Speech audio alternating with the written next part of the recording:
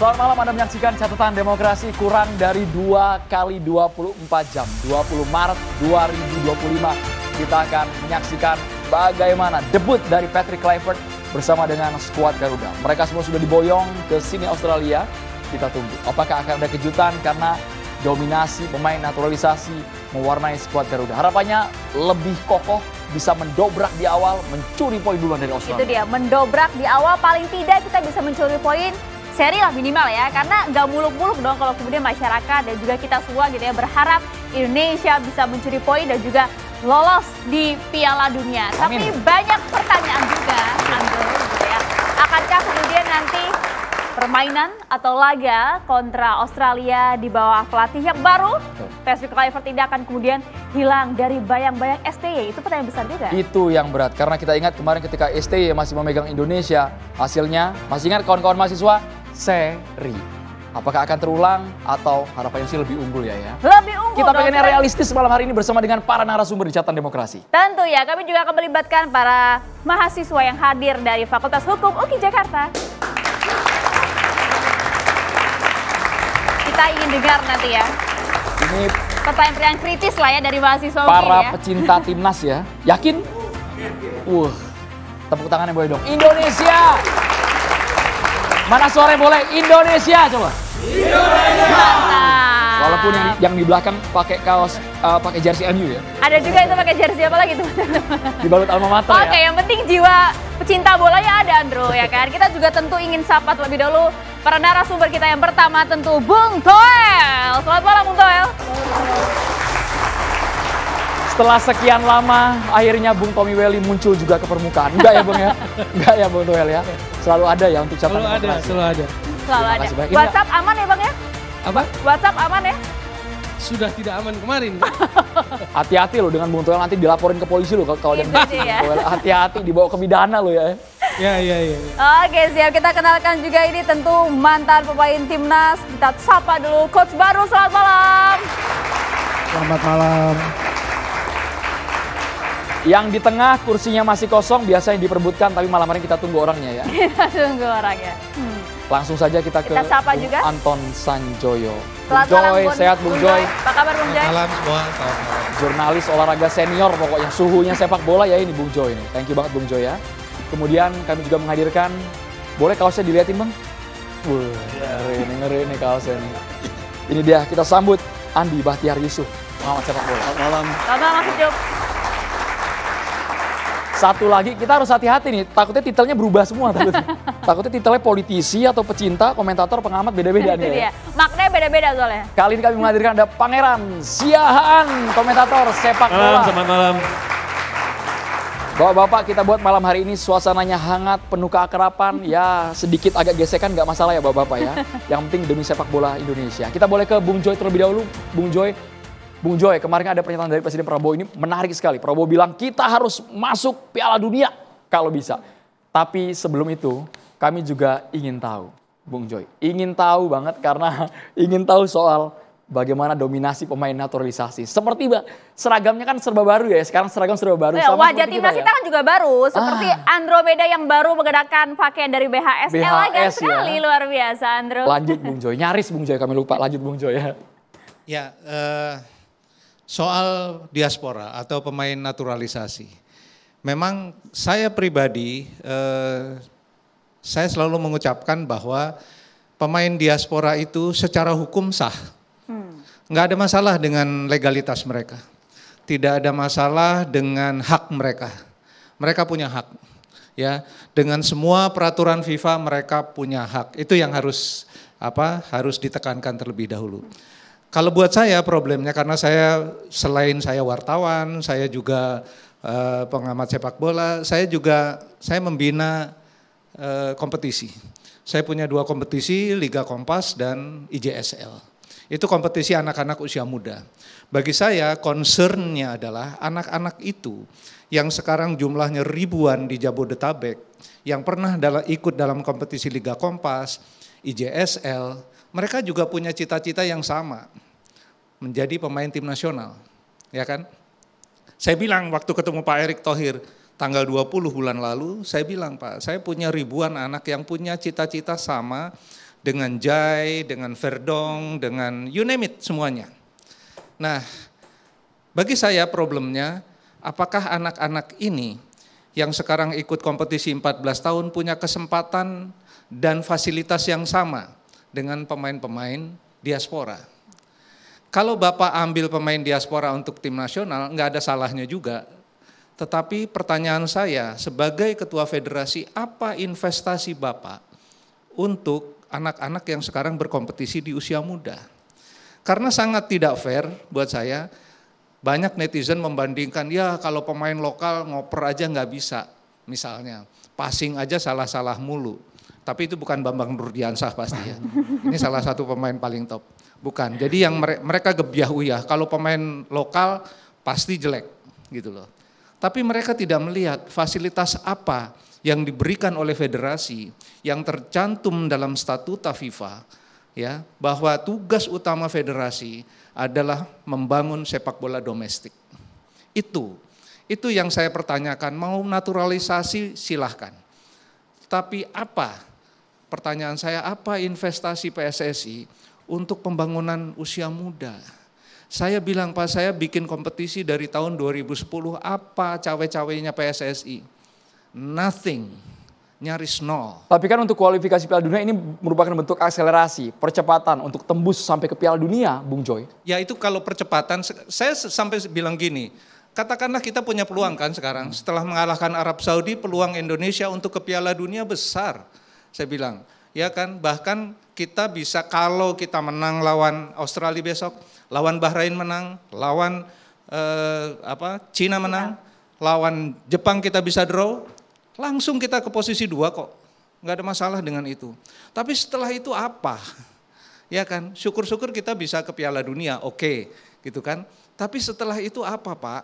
Saya tanya ke Pak Erick Thohir dan jawaban dia apa? Memang tidak ada batasnya, ya. Dia bilang naturalisasi ini enggak ada, karena saya tanya mau sampai berapa Pak, mau sampai DSP-nya penuh.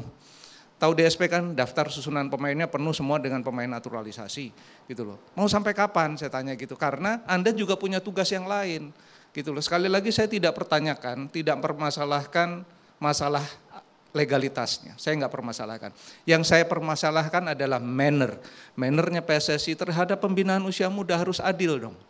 Itu pertanyaan saya yang belum terjawab sebetulnya oleh Erick Thohir waktu itu. Dia hanya bilang, ya oke, kami juga akan membangun kompetisi usia muda. Hanya itu aja, gitu loh. Tapi roadmap-nya seperti apa dan segala macam tidak ada.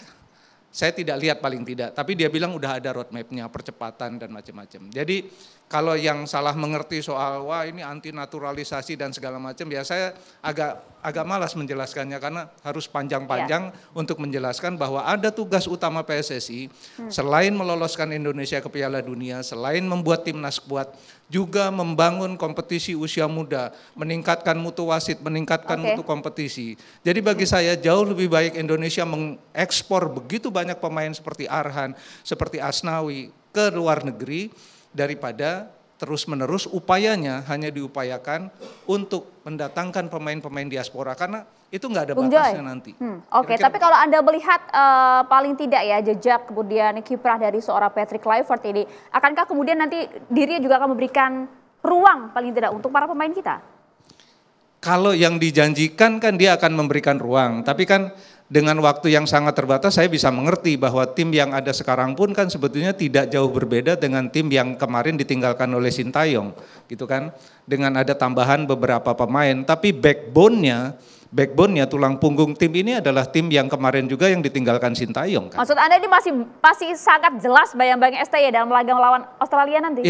Ya bukan sangat jelas bayang-bayang ST, ya ini kan memang tim peninggalannya ST, ya mau apa lagi gitu loh. Kecuali dia rombak total dengan apa semua pemainnya diganti kan nggak mungkin juga dan tidak masuk akal. Oke, tapi soal pemain diaspora sepertinya Bung Andi Bakhtiar Yusuf, Bung Ucup ingin komentar sambil kita mengundang mertua dari Pratama Arhan, pecinta sepak bola kita, baru disebut Bang Andri Rosiade. Selamat malam Mas Andri Rosiade.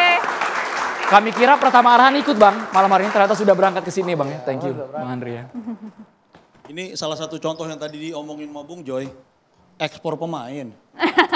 Mantunya kan diekspor. Kemarin Jepang, sekarang Thailand. Nggak boleh pulang kalau Kalau bisa sampai kapanpun kan. Sampai Liga 1 membaik. Ya kira lebih begitu. Lanjut, Bung Ucup. Sebetulnya hampir sama sih dengan Bung Joy. Sampai kapan kita menaturalisasi? Betul, ini jalan pintas karena ini jalan kita pengen 2026 ini lolos Piala Dunia. Walaupun PSSI bilang nggak ada target di situ. Nggak ada target sebetulnya. Nah tapi kan gini nih. Semua negara, kan orang-orang netizen segala macam selalu bilang bahwa negara lain pun melakukan naturalisasi diaspora atau apapun. Ya kita tahu Deco, PP, semua ada main di Portugal. Mereka orang Brazil, bermain di Portugal lalu masuk timnas Portugal. Mungkin karena nggak dapet tempat di Brazil. Tapi kan kita tahu juga bahwa negara itu menghasilkan Cristiano Ronaldo, menghasilkan Luis Figo, Paulo Sousa dan semualah nama-nama besar Portugal yang hari ini, Bruno Fernandes yang hari ini masih main. Artinya sistem pembinaannya jalan. Diaspora naturalisasi atau apapun itu adalah menambal kekuatan. Itu yang mereka lakukan. Nah kalau pertanyaannya tadi adalah roadmap-nya bagaimana, mungkin itu yang harus dijelaskan oleh PSSI. Tadi udah Andre datang sampai Liga 1 membaik. Kan itu artinya PR pertama yang harus dilakukan oleh federasi, oleh operator dan semua pihak. Saya mungkin andai kan kita ke Piala Dunia 2026 dan peluangnya ada kan. Jangan andaikan lah Bang, kesannya kalau andaikan itu masih jauh banget. Kok andaikan gitu kalimatnya? Insya Allah. Gitu. Oke, kita melihat debut pertama besok nih Kluivert nih ya, seru kita ya. melihat gini ya, saya suka bilang gini sama temen. Mungkin bisa jadi 21 pemainnya pemain diaspora mungkin, atau 18 lah. Berarti di atas lapangan semua pemain diaspora. Yang gak ada yang salah kan? Karena aturannya memang sudah dilakukan, aturan FIFA membolehkan. Bayangkan 2030 entah kita ke Piala Dunia atau enggak, 34, 38, 42 terus gitu. 2045, 2050 kemudian mau ada Piala Dunia kita nggak berangkat.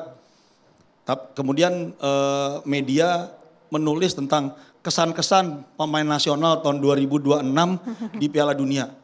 Kan pemainnya nggak ada yang di sini sebetulnya. Mungkin cuma Ricky Kambuaya yang didatengin, terus Ricky bilangnya begini, ya saya seneng sih ya, bangga saya. Dulu gimana di lapangan? Ya oke lah teman-teman bermain baik.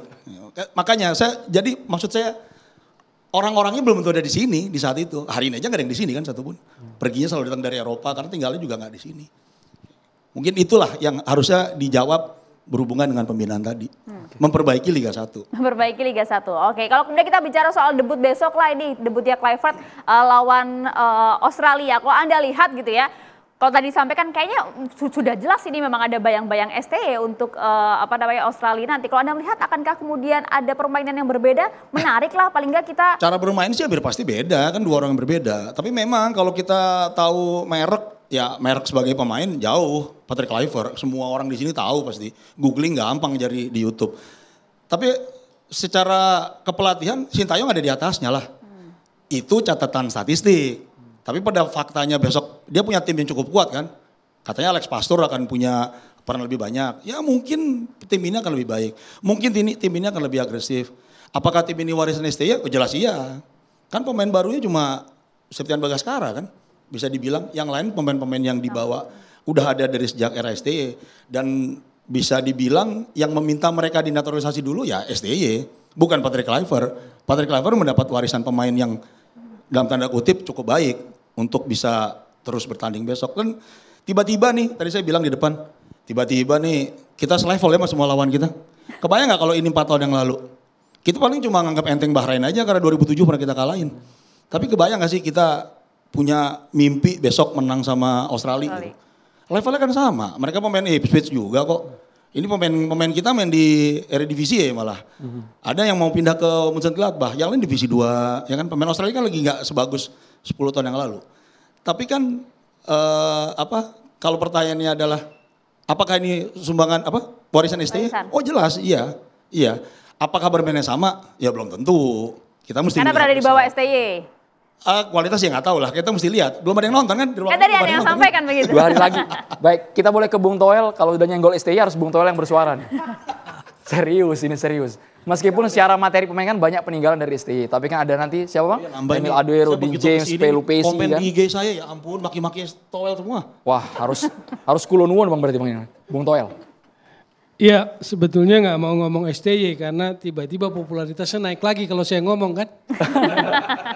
Ketawa. Ini benar-benar sudah move on nih kayaknya Bung Toel nih kayaknya. Kalau saya sih udah. udah ini Bang ya. Saya orang bola tuh. Oke. Orang bola tuh nggak pernah terlalu terbuai masa lalu.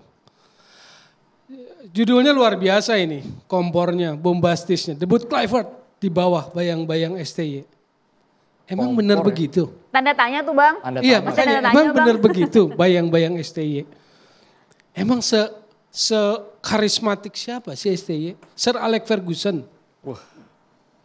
Kan gitu kan. Kalau kita dalam konteks bola nih, Sir Alex Ferguson oke lah. Pelatih berikutnya dalam bayang-bayang Sir Alex Ferguson. Siapa lagi? Pep Guardiola di Barcelona. Tito Villanova juga nggak merasa begitu. Frank Rijkaard tadinya hebat terus digantikan. Sepak bola itu ada continuity, sustainnya kan, estafet gitu loh. Jadi saya nggak bersepakat dengan judul ini. Judul ini nggak bersepakat. Sama saya tidak bersepakat dengan pernyataan Andi Bahtiar Yusuf. Warisan STY, peninggalan STY, timnas ini.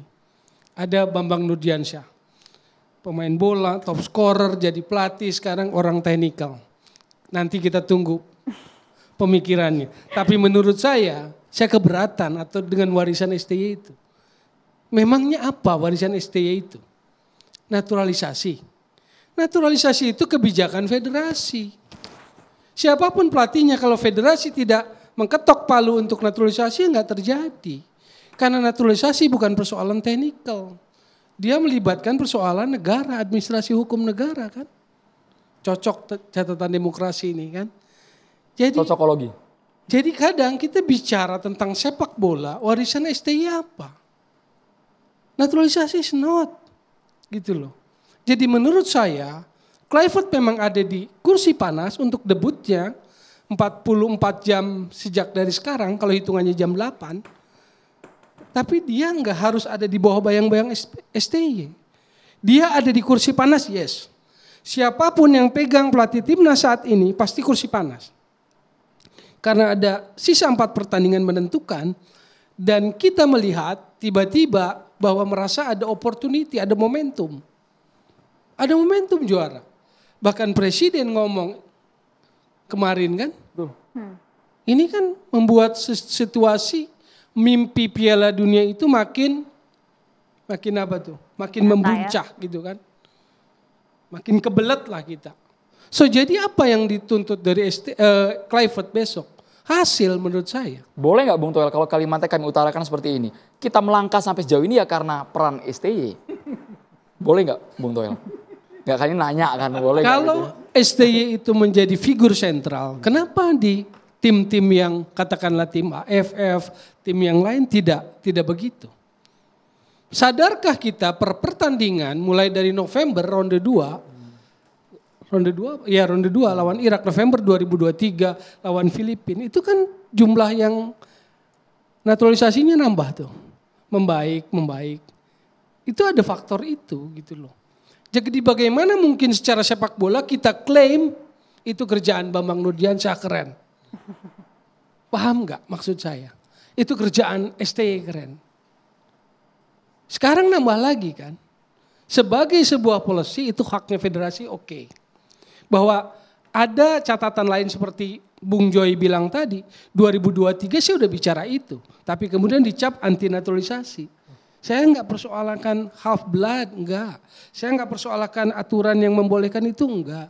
Saya bicara tentang masa depan sepak bola Indonesia. Saya membicarakan itu. Sampai kapan? Apa artinya kompetisi? Kan gitu. Kan semuanya itu etalasenya. Timnas itu end product. End product dari sebuah proses sepak bola yang namanya football development dari bawah. Ada grassroots, ada youth, ada elite youth, ada professional league, lalu ada national team di atas. Dia end product dari proses itu. Tapi kita sedang mengambil kebijakan akselerasi federasi lewat yang namanya naturalisasi. Salah tidak? Bukan benar salah. Oke kalau benar salah itu. Kenapa? Karena mimpi ingin Piala Dunia itu. Menarik nih. Ini umpan lambung dari Bung Toel harus disusul Kasih sama umpan Pangeran lambungnya. Siahaan. Bung Toel. Jadi Kluivert tidak seharusnya berada atau merasa bayang-bayang STY. Meskipun Ini nama-nama kalau yang kemudian atletik, berangkat kan juga sama ini dengan kalau pada saat zaman atletik, STY, Bang. tiba-tiba kalau atletik ini kayak lari 4 kali 100 meter final. Lap terakhir 100 meter final diserahin pada orang. estafet itu lebih sportif ngomongnya, lebih sporting kita. Kita butuh akselerasi terakhir, finishing 100 meter. Setelah 3 pelari jalan, termasuk STY di belakang. Kasih tongkat STV. Ketimbang ngomong soal warisan, ketimbang ngomong soal peninggalan yang seolah-olah beliau ini Sir Alex Ferguson. Oke, gitu. artinya jangan bayang-bayang lah karena STY gak ada warisannya Bang Pangeran. Dijawabnya sesaat lagi, tetap bersama kami di Catatan Demokrasi.